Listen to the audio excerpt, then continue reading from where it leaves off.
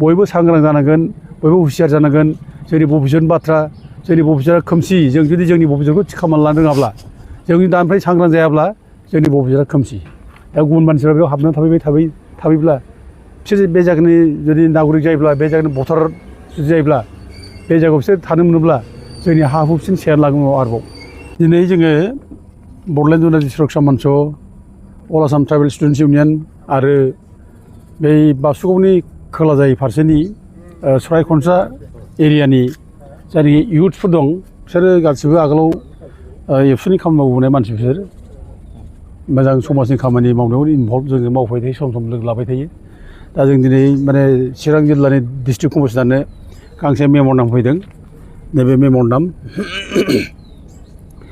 जोंनि मेम'रेन्डाम होनायनि खारनानो जाबाय बे सरायखनसा एरियायाव बे बङाइगाव जिल्लानि सिङाव थानाय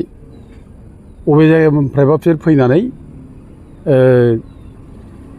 हा आवग्रिनानै थाफैदों बिसोरो बे जायगानि मानसि नङा बिसोरो डाउटफुल सिटिजेन बिसोरो बिसोरो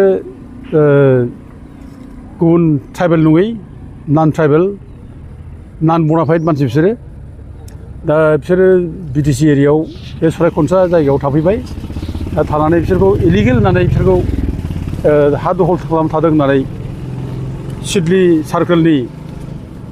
जायनाखि सिडली सार्कोलनि अफिसार बिथाङा थांनाय 5 आगस्ट 2023 एभिक्सननि थाखाय नटिस हरदों बिसोर बे जायगायाव थानो मोना बिसोर इलिगेल इनक्ल'जार्स बिदि होननानै दा खिन्थु दुर्भाग्य मानो जे मावफुंना होआखै दासिम मावफुंनाय जायाखिसै दा बेफोरखौ लानानै जों दिनै डिस्ट्रिक्ट कमिशनारनाव मेम'रेन्डाम फैनाय जाबाय दा जिहेतु सेन्सासबो जागासिनो दं एनुमारेसन बे जागासिनो दं दा बे एनुमारेसन जानाय समाव जुदि बिसोरखौ बे जायगायाव जुदि नामखौ लिरनानै माने एनुमारेसनाव सोना होयोब्ला बिसोरो बे जायगानि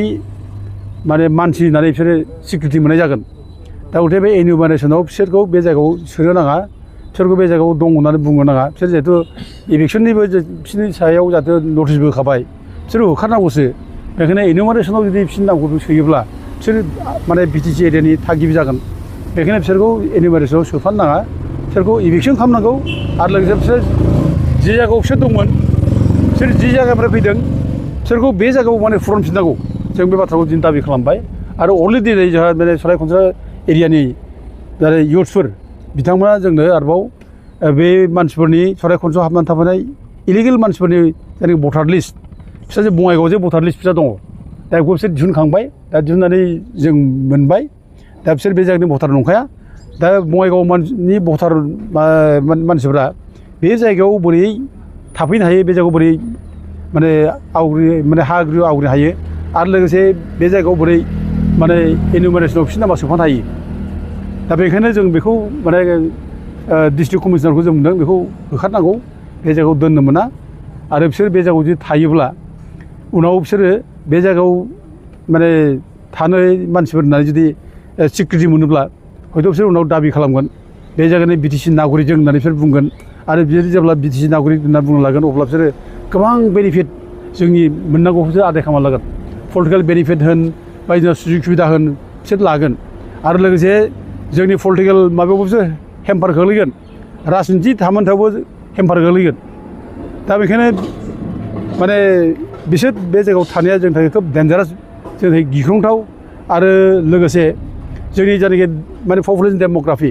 ओरैनो जोंनि पपुलेसन डेम'ग्राफिया बिटिसिआव खोब गिख्रंथाव जाबाय जोंनि जनसंख्याया खमायगासिनो दं गुबुननि जनसंख्या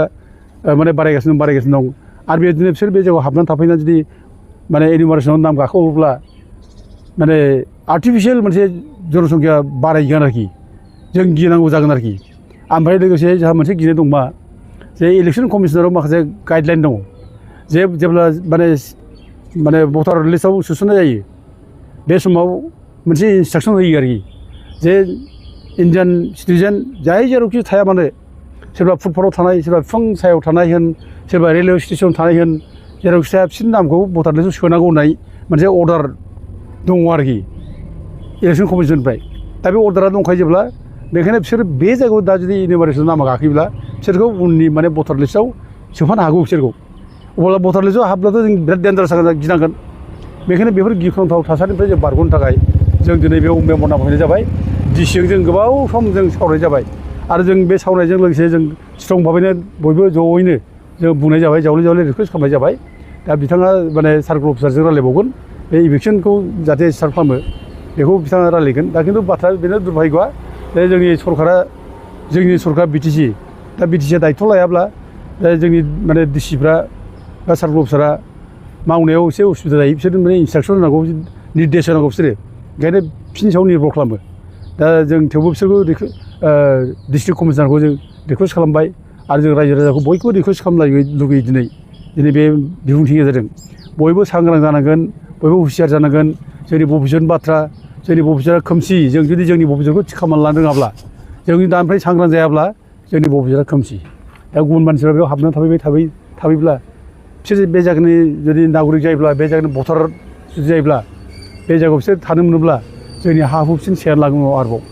जोंनि भबिष्यतआ खोमसि जागोन बे दानिफ्रायनो जाहाथे बयबो